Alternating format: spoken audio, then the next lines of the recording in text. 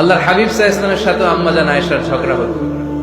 মজার একটা হাদিস শুনেন, সহিহ বুখারীর হাদিস, মুসনাদে আহমদ ইবনে হাম্বলও এসেছে এই হাদিসটা।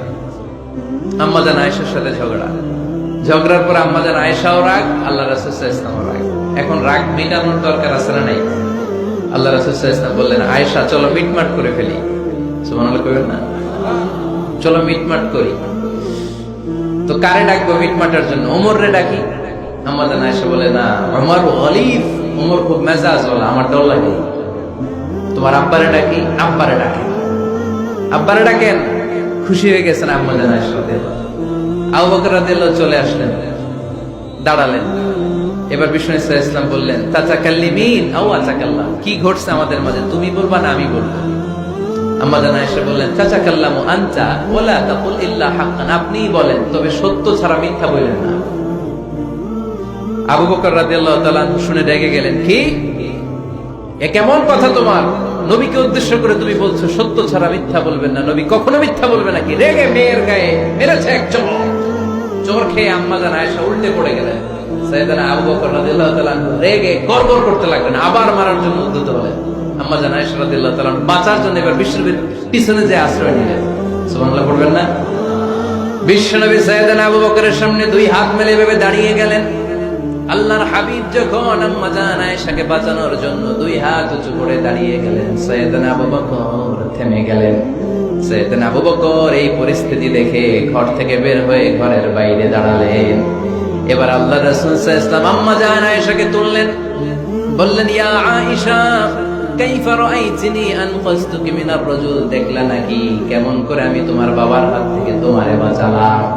আজকে আমি যদি সামনে দাঁড়িয়ে না বাঁচাতাম, তোমার বাবা তোমারে একেবারে মেরেই ফেলতো। সুবহানাল্লাহ পড়ে। দেখছো আয়েশা, আমি বাঁচাইলাম তোমারে, আমার সাথে ঝগড়া করো, আমি বাঁচাইলাম।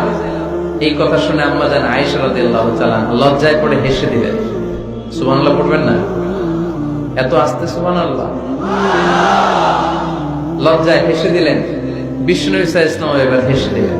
দুইজনের হাসাহাসি শুনে বাইরে থেকে আবু বকর রাদিয়াল্লাহু তাআলা আনহু হাসির আওয়াজ শুনে অবাক, কি রে এতক্ষণ যুদ্ধ, এখন আবার হাসি কেন? হাসে দেখার জন্য সাইয়েদনা আবু বকর রাদিয়াল্লাহু তাআলা আনহু ঘরের ভেতরে ঢুকলেন। ঢুকে দেখেন আম্মা জান আয়েশাও হাসে, বিশ্বনবীও হাসে, সাইয়েদনা আবু বকর হেসে দিলেন। আরশের উপর থেকে খুশি হয়ে গেলেন কে?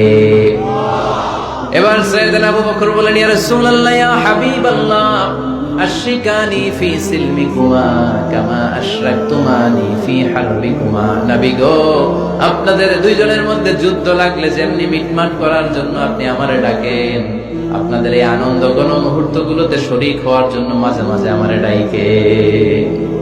সুবহানাল্লাহ পড়ে। আপনাদের মধ্যে যুদ্ধ লাগলে সন্ধি করার জন্য যেমনি আমারে ডাকেন, আপনারা যখন আনন্দ ঘন পরিবেশ এরকম খুনসুটি করেন, হাসাহাসিতে মেতে ওঠেন, তখন একটু আমারে ডাইকেন। সুবহানাল্লাহ পড়বেন না? দেখেন আল্লাহ রাসূল সাল্লাল্লাহু আলাইহি ওয়াসাল্লাম পৃথিবীর সবচেয়ে শ্রেষ্ঠতম মানুষ, উনাদের পরিবারেও ঝগড়া হতো, কিন্তু এই ঝগড়া কোনোদিন তালাক পর্যন্ত গিয়েছে? কথা বলেন না কেন? আল্লাহর হাবিব সাল্লাল্লাহু আলাইহি ওয়াসাল্লাম তার কোন স্ত্রীকে তালাক দিয়েছেন? প্রায় আম্মা জান আয়েশার সাথে রাগারাগি হতো। আল্লাহর হাবিব সাল্লাল্লাহু আলাইহি ওয়াসাল্লাম বলতেন, আয়েশা কখন তুমি রেগে থাকো সেটাও আমি জানি, কখন তুমি আমার উপর খুশি থাকো সেটাও আমি জানি। ইয়া আয়েশা ইন্নী লা আ'লামু ইযা কুনতি আন্নী রাদিয়া ওয়া ইযা কুনতি আলাইয়া গাদবা। আয়েশা কখন রেগে থাকো তাও বুঝি, কখন খুশি থাকো তাও বুঝি। আম্মা জান আয়েশা বললেন, ইয়া রাসূলুল্লাহ, কেমনে বোঝেন? বিশ্বনবী বললেন, তোমার দোয়ার বাক্যগুলো শুনো বুঝি। যখন তুমি আমার উপরে খুশি থাকো তখন দোয়ার সময় তুমি এভাবে বলো, রব্বি মুহাম্মদ, ও মুহাম্মাদের রব, আপনি আমাদের সব গুনাহ মাফ করে দেন। আর যখন তুমি আমার উপর রেগে থাকো তখন তুমি মুনাজাতের সময় বলো, রব্বি ইব্রাহিম, ইব্রাহিমের রব, আপনি আমাদেরকে ক্ষমা করে দেন। তার মানে যখন তুমি রেগে থাকো তখন দোয়ার সময় আমার নামটা মুখে নিতে চাও না। সুবহানাল্লাহ পড়েন। তখন তুমি দোয়ার সময় অন্য নবীর নাম নাও। আম্মা জান আয়েশা বললেন, ইয়া রাসূলুল্লাহ, মা আহাজুরু ইল্লা ইসমাক, আমি তো শুধু নামটাই সরাই, আমার মুখ থেকে কেবল আপনার নামটাই সরায় রাখি, আমার হৃদয় থেকে কখনো আপনারে সরাতে পারি না।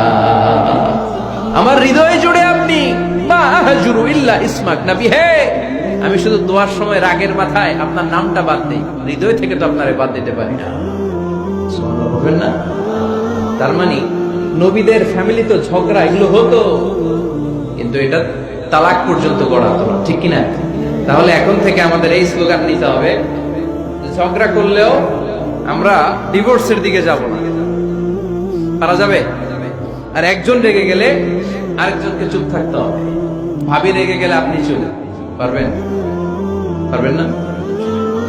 ইনশাআল্লাহ। এই যারা বিয়ে করে না এরা ইনশাআল্লাহ, আর বাকিরা চুপচাপ। আওয়াজ করে তাহলে প্রথমে ঝগড়া করা যাবে।